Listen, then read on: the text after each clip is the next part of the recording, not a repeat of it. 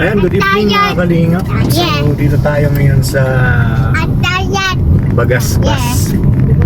Meron tayong sinusurvey kasi nakita ko kanina. Galing kami doon sa bahay. Sinundan namin dito papunta sa Bagasbas mga kalingap. Ayan, pumunta kami dito ng madali. So, ayun, nakita namin. Kumain lang pero di naman kami lumapit. Tingnan lang namin kung ano talaga, kung saan talaga sila papunta. So, ayan mga kalingap, dito tayo ngayon sa Bagasbas. Ang daming tao ngayon dito. Sobrang daming tao ngayon dito.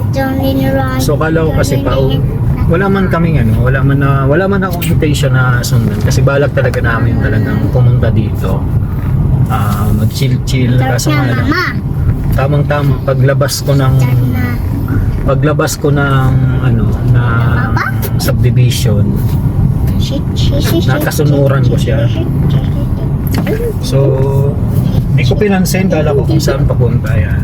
So habang bumabiyahe kami kanina, hindi ko lang binidyohan kasi talaga medyo naman yan. So ito ikukwento ko na lang sa inyo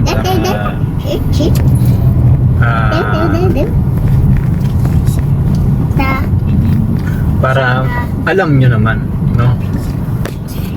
Ayan mga kalingap, so medyo malabo-labo lang pero kung alam nyo kung saan papunta ang lugar na ito, ayan, sobrang daming tao dito. Ang madalas palang nakita namin na pumunta sa dito sa Tagpuan. Ayan mga legit, ayan o, Tagpuan. Makikita mo yan, ayan yung kotse nila, ay yung kotse nila andun sa loob. Tagpuan mga kalingap, di nyo na yung sa Tagpuan yung yung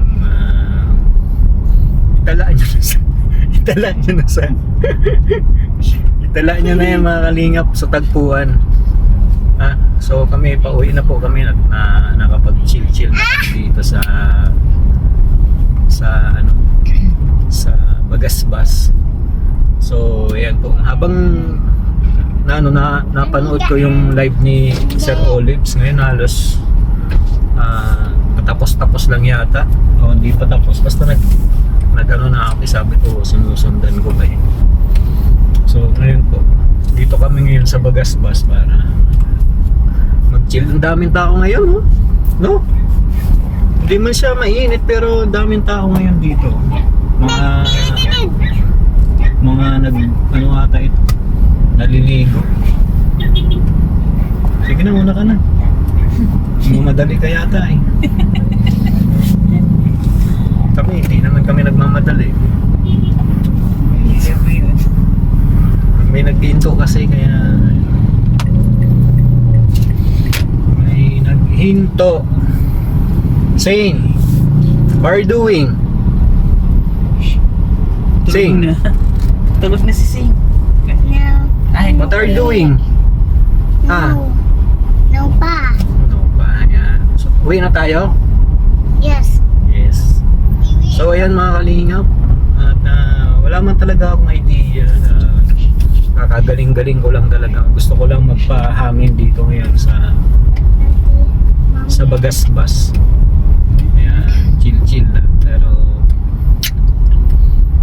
wala na-ispatan natin siguro mga 10 minutes lang kami dito. Lang kami dito, chill lang para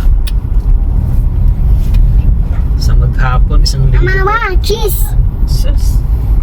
Hindi na ba tayo nagkirita? Si Papa din may kikis? Si Papa tayo kiss nyo. Here. Papa na lang muna. Ibababa ka ni Papa mo rito, bahala ka. Kiss ka na para hindi ka ibaba ni Papa. Uwi na tayo. Naman? So yan. So yan mga kalingap. At uwi na tayo sa... Kiss mo na si Papa. Sing. What are you doing? No. Lagi mo akong tinatanong, Papa, what are you doing? No. Ngayon, ikaw yung tinatanong ko, no? She. So ayan, shout out, salamat po sa Tita Milba sa ano yun, anong pinadala niya niya? Mga yung kape. Kape, Yung palaman ba yun? Nutella. Nutella. Yung mga Gamis. Gamis para sa mga bata. matagal na yun pala yun. Hindi mo pala binigyan yan. Hindi ko na i-vlog. Yan, salamat Tita Melba. Gina Edix. Yan, sa mga titas natin yan. Ngayon lang ako medyo, gumanda yung pakiramdam ko talaga. Kasi kaya ko sa trangkaso. Medyo maayos na. Grabe yung pinayat ko. No? Are we there yet? Not yet. Grabe yung pinayat ko mga kalingap. Di, makakain. Mas makala mo may basher na ako. Pinabayaan ko na lang si Ransina. Grabe yung... Pinabayaan ko na po siya. Nangayayat mo.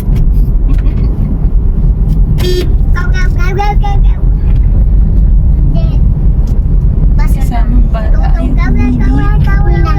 Sa gitna pa. Dapat pag nasa gilid. Nasa gilid lang po. Gabi walang ilaw yung likod nila. Kaya nga eh. Are we there yet? So ayan mga kalingap. So yan ang ating bulong for today. Ay! So siya nga po pala. Napasabi ni Tita, ni Tita Rexy na wala daw po siyang alam dun sa Sing Sing. So pagustuhan po talaga ng Edo kasi may mga nagsasabi na galing po sa sponsor.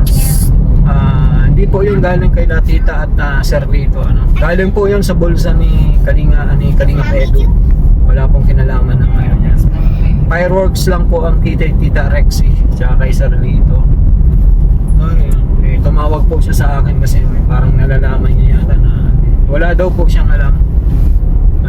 Kaya nga siya nagpa-fireworks kasi birthday ni Beyonce din. Siguro yun talaga yung ang pinakagusto niya. So ako, alam ko na rin po na si Eds kasi siyempre lahat naman ng galaw ni Edo is alam natin. So alam ko na na magpo-propose talaga siya or magbibigay siya ng promise ring. Matagal na namin pinagplanuhan or pinano ni Edo yun. Kaya ako din nag-suggest ako na kung sakali may fireworks. So alam ko naman po lahat yun. Hindi ko lang sinasabi sa inyo agad or kasi syempre yun surprise na Edo yun. Talaga ni Edo yun, yun talaga yung pinaka-highlights niya. Kay Edo po talaga yun na balak. Then sinabi ko lang na may siyempre nag-suggest yung mga sponsor na sige magpa-fireworks ako para alam maganda. So pasensya na po doon sa fireworks kasi medyo first timer po kami talaga, as in sobrang unang-una namin ginawa yun ng fireworks, kaya hindi din naging successful. Siguro po sa susunod na may ulan pa, kaya siguro po sa susunod na na kabanata or kung sakali pang may magpa-fireworks, so alam na namin kung ano ang gagawin. Mga kalingap, siguro charge to experience talaga yung maging hindi gaanong successful yung fireworks dahil siyempre first time, wala pa akong idea kung paano talaga gawin. Hindi kami pero next time siguro kung kapalarin na mayroon pa talagang fireworks, garantiya ako na magiging mas maayos naman kaysa nauna. Di ba mga kalingap? Kasi siyempre first time ko talagang nangyari mayroong fireworks. Sinubukan ko lang talaga kasi siyempre nandun excited po kami doon sa mga ginaganap. So ngayon po mas excited kasi nakikita natin na talagang nagkakamabutihan ng dalawa at nakikita natin na mas lalong lumalalim ang kanilang pagsasamahan. Ano masasabi mo sa doon sa nakita mo? Okay? Zane, okay ba yun? Okay na ba yun? Yes. Yes. Yan. Sabi ni Zane, okay daw. Okay? Happy? Happy ka daw? Ayaw. Happy ka daw ba? Happy ka? Hindi ka Bakit? happy? Hindi. O, i-kiss mo na ako para happy ka na. Si Shanshan. Hawa? Hawa? Are you happy? Hawa. What's that? What's that? Hospital. Hatita? Ha? Hospital. Hospital. Yes. Hospital. Yes. Ano, sabihin mo nga eh. So, yan. Where's the mask? So yan mga kalingap ang ating bulong for today, for the nights. Abangan nyo yung live ko mamaya. Siguro mga alas 10 or alas 11 kasi nakabawi na rin ako sa kulang sa tulog ng ilang buwan. Siguro yun yung naging dahilan ano? Tulog. Kuya. Kulang sa tulog kuya, tapos pagod, naulanan, sabay-sabay na. Kaya siguro 1 week, Wow. long drive pa ako. Kaya naging 1 week ako na wala talaga, hindi ako makabangon. Sobrang hirap. Pag mabangon ako, naikot ang paningin ko. Wow. Kaya, ayan, salamat po at ngayon, balik na tayo sa pagbubulong. Paano tayo binansagang hari ng bulong kung wala na tayong ibubulong? Kaya nga, grabe yan. Salamat po sa inyong lahat. Siyempre, kay Kalina Prab, kay Kuya Balo, kay Ate Edna, kay Ma'am Jack, at sa lahat ng mga K-Boys. Siyempre, supportahan natin mga Kalina ang kanilang mga ginagawang pagtulong. Kaya maraming salamat po sa inyong lahat. God bless.